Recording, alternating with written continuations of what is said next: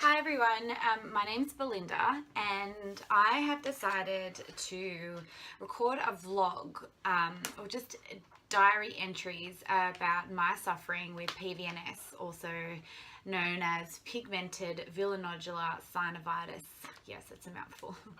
And also needing to have a hip replacement at the age of 19. I'm now 34, nearly turning 35, and for the last 20 years, I've been dealing with a host of health issues, which I probably wouldn't have called as a big deal along the way. But now that I look back, I don't know, I've got a story there. So I thought it could help you if you're suffering from PVNS, if you're a young person who needs to have and by young, I mean up to 60, needing to have a joint replacement or hip replacement.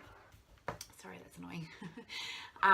And wanting to, I've always felt the need that I wanted to write a book, or I have a blog. It's called iwearmyscar.blogspot.com, and I was writing it, but it's just so time consuming to to get these words into paper and then to proof it and post it, and it was great, and I needed to do that at the time, but I just found that I wasn't really keeping up to it. So I thought maybe doing a video will be the best way to kind of communicate this, and for people to relate as well, I guess. So I guess the ultimate thing I wanted to do as well was I wanted to write a book, and I still want to do that, but I'm not doing it.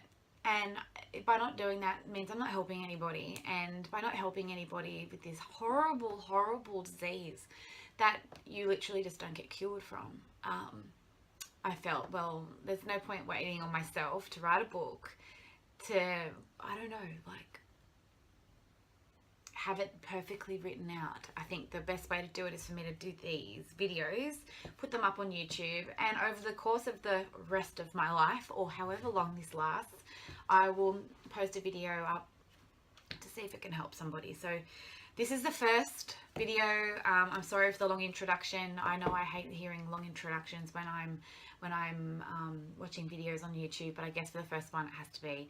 So this is why I'm doing this, and yeah, I guess I'll start my story now. So my journey with PVNS and my hip needing to be replaced started when I played soccer with my girlfriends. We, outside of school, played soccer in a women's division, which was random because we were like 15, 16 when we started to play. So then I was playing netball at the time as well. So Saturday netballs and Sunday was soccer. Then I started playing again when I was 17. And I think in between that time as well, I got, when I wasn't playing, I got glandular fever really badly, really bad. Knocked me for 6. I was out of school for like 3 weeks. And then I immediately got chickenpox, like covered in chickenpox. Everywhere got chickenpox. I don't know if you can see. See these scars? All of these. Anyway, there's like divots everywhere. I've got all these scars all over me. I was covered.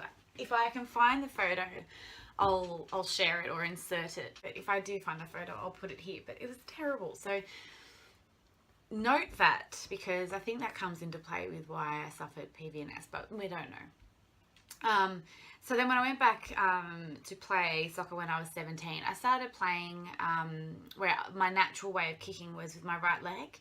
And I would, and I was on the left wing, so whenever I needed to sweep in and kick with my left leg, I started to find that my leg would pinch or twinge, and I would just drop to the ground in pain. And people just thought I was playing, the whole soccer thing where you fake an injury, because I was up and running within two minutes, like after it.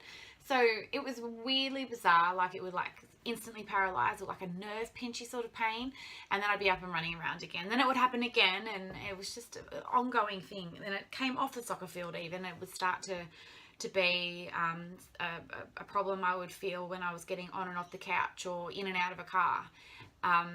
So this sort of to become like a nuisance. It wasn't painful and it wasn't like a long-term pain thing, but it was pissing me off. It was literally just and then letting me go again. So what we did is we went to my GP at the time and said, look, this is what's happening. But he said I had tendinitis. He then said the way to best fix tendinitis was to go to a physio and obviously have it treated with a physiotherapist. No problem. That sounded about right. Went to the physio, and they had deep tissue glute massages and in and around my hip flexor and all of that. Oh my God, I went through the roof. It was so painful. It was that bad. I didn't go back. I didn't go back. It all got too hard. I went, well, I'll just deal with it. It only drops me to the floor for a couple of minutes, and then I'm back up and I'm running around. It's fine. Like, it's not that bad. Well, it got pretty bad, but it took about a year of me ignoring it, which is stupid. Don't ignore your body. We came across a surgeon that had actually replaced both of my grandfather's hips. His name was Dr. Seckle at St. George Private.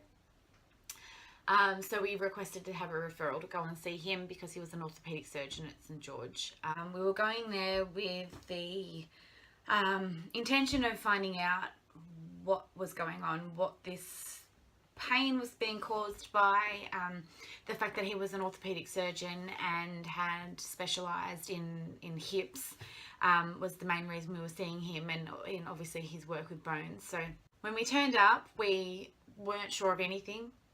He put me on his bed to move my hips around, and he was comparing my left with my right. And that's where he was like, there is definitely an obstruction. There's your hip's not moving as freely as your right hip is. So my left hip was obviously the one that had the issue. And so from there, he said that he needed to see an x-ray just to see what was going to come up on that. And on the x-ray, it showed that there was some sort of a growth, or there was a mass in the x-ray. So I don't know whether or not I got an MRI. I'm guessing I did. I have had so many scans in my 20 years. I think there's actually been about 130 to 140 different x-rays. So I can't remember if I had one, and I can't remember if I had a biopsy either, but it was confirmed from the pathology that I had what looked like PVNS, Pigmented Villonodular Synovitis, which is like a giant cell tumour. It's not cancer, but it acts like cancer, so it's really aggressive. Only 1.8 people per million in the world get diagnosed with it. I don't know what the number is for those that get cured. It's not common at all. So it's so rare to get, and the cure rate is just ridiculous. Now, my surgeon had never come across this before. When you think about it, with the population in Australia, it meant that only about 50 people in Australia at the time were known to even have this. So it hadn't come across his plate before. He did all the right research, and he spoke to all the different types of specialists in and around the Sutherland Shire, St. George Shire region. And he had booked in to go and eradicate the tumour from my joint by curetting it, so cutting it out. And by cutting it out, that meant that there was a scar in the bone, I guess is the best way to describe it. So he went in there telling me that he was going to take bone from the back of my pelvis, which is spare bone that we all have, to then donate that to myself, because there was an issue with the bone bank at the time, the New South Wales Bone Bank. There was a recent case of mad cow disease that had been found in a donor bone. So he was really unsure of having me use a donated bone. Donated blood and donated bone have different incubation periods, so blood's not a problem, but at that time bone was. So I donated to myself, and he also used bone cement, so man-made bone, to help graft what my own reserves wouldn't be enough for. So he ended up, if you look at my fist, this is the femur, and then this is the head of your hip bone, your hip joint, and this is your socket, and that's what your normal healthy hip looks like. I had tumour that had eaten out one side, like an apple had big 2 chunk bites on either side of my hip, and also in the top of it and into my pelvis. So he had to eradicate all of that and curate all of that out. and then pack it in with the bone that I donated to myself, and also the bone off the shelf. Got rid of it all, did frozen sections, and did all of, you know, the biopsies and stuff in there. It was all confirmed that it was PVNS. That was a really painful surgery. That was my first surgery. I was 17 at the time, or just turned 18 around that time. It was 2000. And it took 6 weeks. I was on crutches for 6 weeks. I was in a lot of pain. But, you know, I'd just gone through some pretty heavy surgery, and yeah, it looked good. So it was such an unknown disease at the time. It looked good that it was fixed. Then about a year went by, maybe 18 months, and the pain started to come back again. So what I might do is I'll stop this video. I'll record my reoccurrence of PVNS into the next video, just to kind of keep these videos somewhat short. So that was pretty much how I found out that I had PVNS, what was initially done. An orthopedic surgeon took care of it, and what they decided to do to tackle it first. But there's a whole lot more to this story, so I'll leave it there, and hopefully see you in the next video.